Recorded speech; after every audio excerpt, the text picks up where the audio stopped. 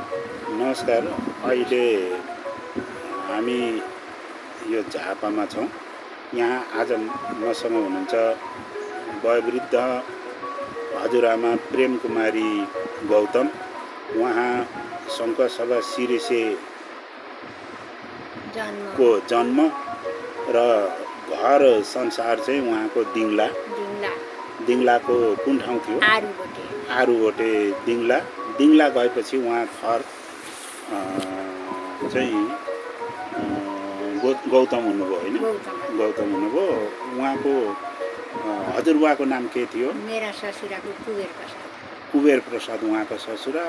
मेरा श्रीमान रोहिणी प्रसाद गौतम कि परिवार कुबेर प्रसाद गौतम कि दुलै बुहारी हुनुहुन्थ्यो। र आज हामी हजुरआमासँग विशेष गरी दिङलाको उहाँको स्मरणमा रहेको दिङलाको केही पौराणिक कुराहरू पुराना कुराहरू हामी सुन्ने प्रयास गर्दैछौँ। यहाँलाई दिङला सम्बन्धमा के कस्तो जानकारी छ? दिङला कति बस्नुभयो? दिङला कहिले जानुभयो? म त मेरो 5.5 वर्षमा बिहे भएको हो। हजुर। दिङलामा त्यहाँदेखि गएर यसो आफन्त ठुला साना मान्छेसँग वस्तुभाव हेर्दाखेरि यसो बोलीचाली सुनेको हो। हजुर। यो माथि मलाई साह्रै अति मन परेको जग्गा चाहिँ हजुर पोते चापागाई भन्थे। त्यो जग्गामा चाहिँ अति मेरो आत्मा साह्रै घुलमिल भएको र साह्रै रसिलो ठाउँ देखेको मलाई अझै पनि मलाई प्रेमताको जग्गा छ त्यो। हजुर। त्यसमध्येमा अब साइला भन्नुभयो। हजुर।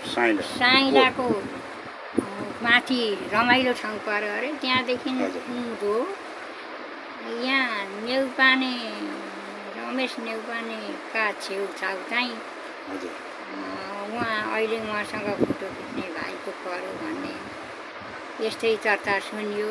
म बुझेको त धेरै भनेको चाहिँ त्यो चाहिँ हाम्रो यो पोते भनेको धर्मानन्दको साइलो छोरा हुनुहुन्थ्यो। धर्मानन्दको जेठो छोरा जो चाहिँ दिङलाको गुठी सञ्चालनमा प्रमुख हुनुहुन्थ्यो। धर्मानन्द पाध्या चापागाई उहाँको शिला अभिलेख पनि रहेछ दिङलामा।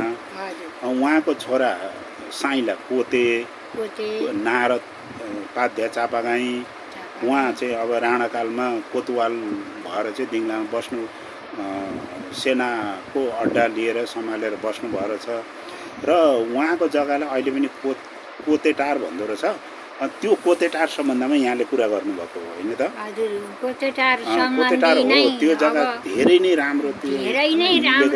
धेरै नै म केटाकेटी अवस्था हुँदा पनि बाबु मलाई यो बढाइ चढाइ गरेको भने अति रमाइलो र अति रसिलो लागेको ठाउँ हो मलाई।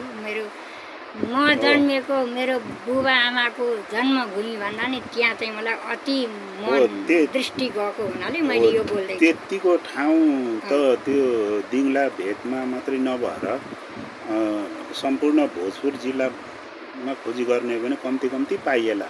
त्यति राम्रो ठाउँ पनि पाइँदैन भने मैले अब म यस्तै भन्छु पाइँदैन भने मैले मेरो मामाका छोरासँग हिजो बेलुका यहाँ यति 80 वर्षको वयोवृद्ध हजुरआमाले त्यसो भन्दै हुनुहुन्छ। त्यो जग्गा चाहिँ यो हाम्रो पोते सन्तान नै अहिले उहाँ भाइहरू हुनुहुन्छ यो आसाममा कमल चापागाईको एक किताब कमल चापागाईको रहेछ। एक किताब चाहिँ कमलको जेठी आमाको भन्ने मैले त्यो नापीमा चाहिँ गएर हेर्दाखेरि त्यसरी भेटेको थिएँ। त्यो जग्गा एकदमै राम्रो छ। अझ हजुरआमा हामी चाहिँ मेरा हजुरबा चाहिँ त्यहाँबाट लगभग अहिले दिङला छोडेको 100बाट उकालो लागेको छ। अनुमानमा अब त्यही पोते टारकै छेउछाउमा त्यहाँ चाहिँ मेरा हजुरबाको जन्मस्थान हो भन्ने हाम्रै दाजुभाइ दिङलाका चापागाई दाजुभाइ कसैले अनि यस्तै बुढापाका हजुरआमाहरूले कसैले मलाई अलिअलि एउटा अनुमानका कुराहरू उहाँहरूले राखिदिनु भएको थियो।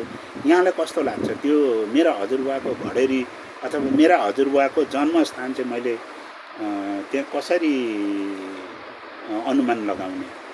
कस्तो लाग्छ यहाँको? अब अनुमान लगाउने त यही हो भन्न म पनि पछि गई हुँ, तर इच्छा चाहिँ साह्रै राम्रो गुरु महाराजले सृष्टि गरेको टेकेको पाइलामा भन्दा नि उत्तम दृष्टिले देख्ने र उत्तम शरीर ठाडो पार्ने चाहिँ त्यो अहिले पोते चापागाईको भन्नेमा चित्त चाहिँ मेरो चाहिँ धेरै दृष्टि गएको छ है भाइ। मैले यति नै जाने।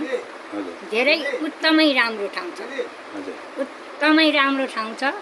यो नामी ठाउँ पनि हो, नामै नागी भन्थे त्यो वरिपरिलाई। त्यो जति राम्रो ठाउँ म एकै खेप पुगेको छु, अर्को खेप दोहोऱ्याउँदा त्यस्तै डुल्दै जाँदा पुगेको छु। त्यहाँभन्दा गुरु होइन सडानन्द गुरु।